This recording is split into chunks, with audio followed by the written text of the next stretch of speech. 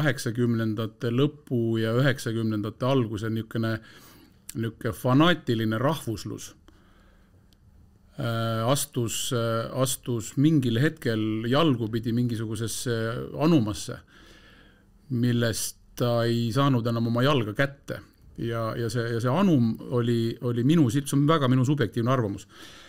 Aga ma olen siiamaani sellest ajast peale muuseas ja siiamaani on minu seisukoht see, et Mart Laari peaministri, ühesõnaga Mart Laari ajast, kui hakkas see mingisugune Isamaa ja Mart Laari aegne Eesti valitsemine, et siis tehti üks täiesti totaalselt vale liigutus või vale samm ja hakati inimestele pähe taguma, kui oluline on eesti keel, unustades täiesti ära, kui oluline on eesti meel.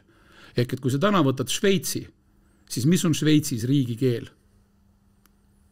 See, mis keeles sa räägid.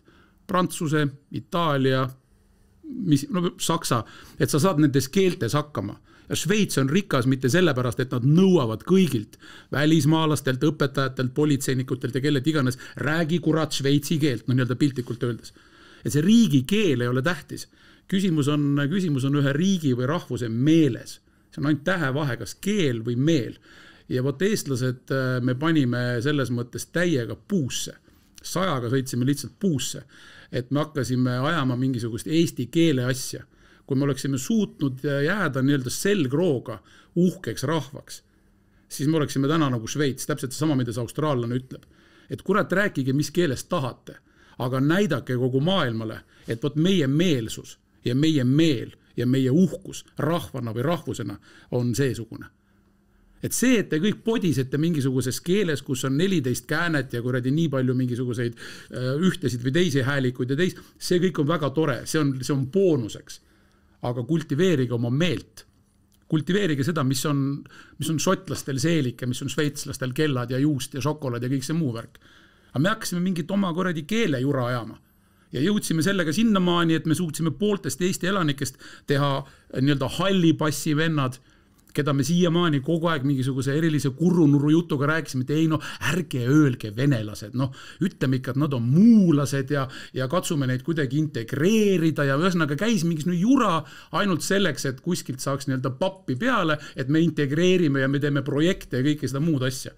Aga täna me oleme sinna jõudnud, et kõik need, kes tollel hetkel ütlesid, hakkame nüüd integreerima, et ärge öelge venelased, siis nüüd nad nagu südamerahuga tulevad nii-öelda russofoobidena kapist välja, riputavad omale igale poole neid Ukraina lippe, ainult selleks, et näidata, kuidas ma tegelikult põlgan venelasi.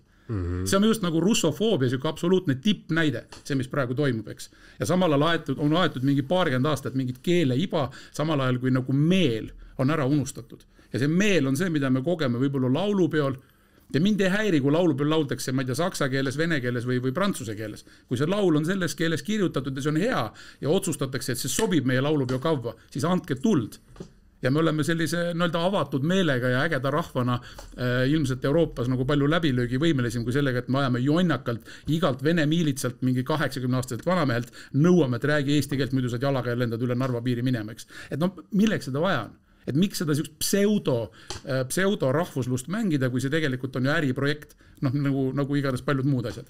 Ma arvan nii lihtsalt.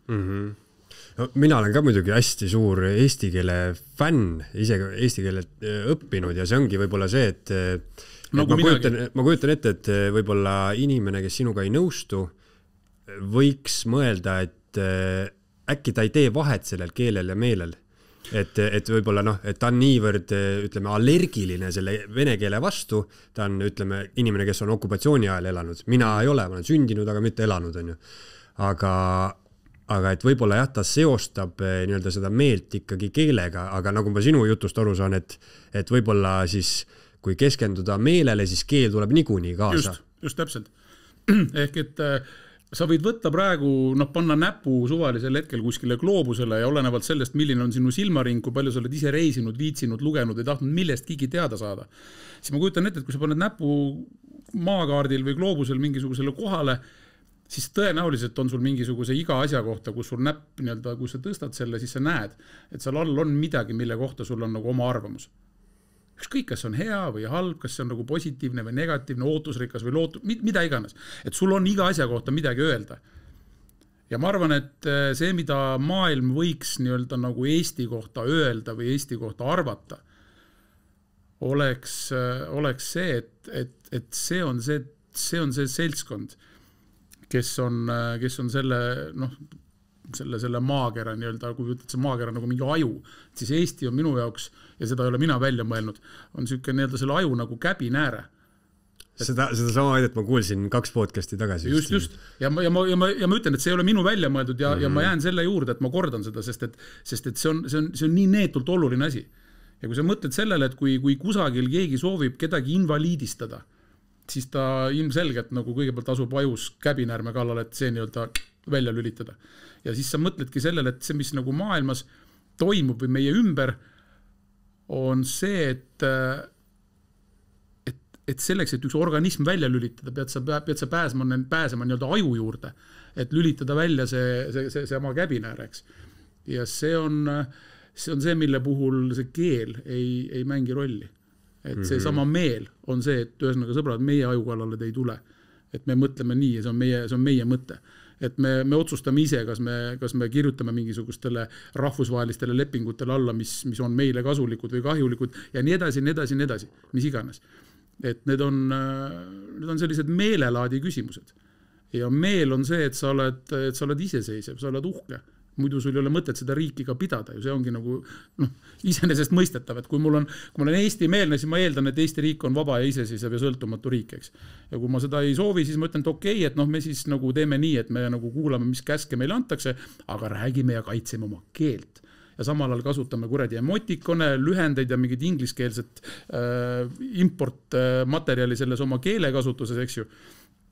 Et selles suhtes on jah kurb, et ma